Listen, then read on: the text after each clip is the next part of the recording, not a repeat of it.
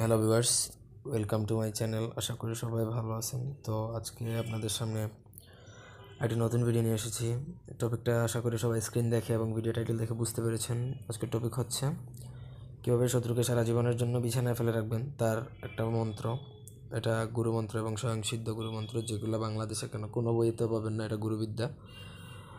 তো সবাইকে বলবো ভিডিওটি না টেনে শুরু থেকে শেষ পর্যন্ত দেখবেন, এবং আপনি যদি আমাদের চ্যানেলে নতুন হয়ে থাকেন অবশ্যই চ্যানেলটি সাবস্ক্রাইব করবেন, লাইক কমেন্ট শেয়ার করবেন। এবং আপনারা যদি আমাদের দিয়ে কোনো ব্যক্তিগত কাজ করাতে চান, ব্যক্তিগত যে কোনো কাজের জন্য দেশে বা দেশের বাইরে থেকে যোগাযোগ করতে পারেন নিচে দেয় ইমো নাম্বারে।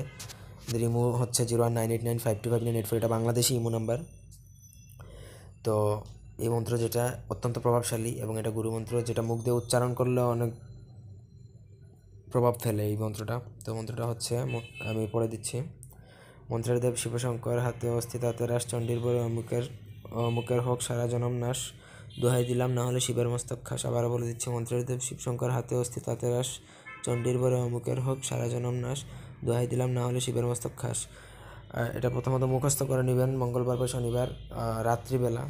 আপনি কয়েকবার পরে মুখস্থ করে নেবেন। অমুকের স্থলে আপনার শত্রু যে তার আসল নাম উচ্চারণ করবেন এবং তার ছবি একটা লাগবে, ছবি সামনে রেখে এটা উচ্চারণ করতে হবে।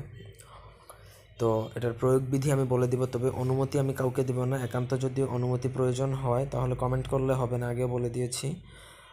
অনুমতির জন্য আমাকে ইমোতে যোগাযোগ করবেন, কারণ এটা অত্যন্ত পাওয়ারফুল এবং অনেক ধরনের ক্ষতি সাধন করবে, যার কারণে এটা ইউটিউবে এই ধরনের কিছু দেওয়া সম্ভব না। তো এটার প্রয়োগ বিধিটা আমি বলে দিচ্ছি। শত্রুর ছবি সংগ্রহ করবেন, ছবির পিছনে তার নাম, তার বাবা মায়ের নাম লিখবেন, এবং এই যে মন্ত্র আছে এই মন্ত্রটা আপনাকে অমাবস্যার রাতে এক ধ্যানে মুখস্থ করার পরে 1008 বার পাঠ করে ওই ছবিতে ফু দিয়ে ওই ছবিটা যে কোনো কবরস্থানে দাফন করে দেবেন। দিনে বা রাতে ব্যাপার না, যে কোনো এক সময় দাফন করে দিলেই বেশ, কাজ খতম। তারপরে দেখবেন শত্রু ধীরে ধীরে অসুস্থ হবে, একটা সময় সে বিছানায় পড়ে যাবে এবং আর যে তার শারীরিক যে শক্তি ওটা আর কখনো ফিরে আসবে না, এবং সবসময় অসুস্থতা তার পিছনে লেগেই থাকবে। এভাবে আপনি চাইলে আপনার শত্রুর অসুস্থ করে বা বিছানায় ফেলে রাখতে পারেন, তবে এটা খারাপ কোনো কাজে ব্যবহার না করার জন্য অনুরোধ রইল। যদি শত্রু খারাপ কিছু করে তবে এটা ব্যবহার করতে পারেন। তো এই ছিল আমার আজকের ভিডিওটি ভালো লাগলে সবাই লাইক দিবেন, কমেন্ট শেয়ার এবং সাবস্ক্রাইব করবেন। ব্যক্তিগত যে কোনো কাজের জন্য নিচে দেওয়া নাম্বার এমনিতে যোগাযোগ করবেন। সবাই ভালো থাকবেন, সুস্থ থাকবেন, আমাদের চ্যানেলটির সাথে থাকবেন।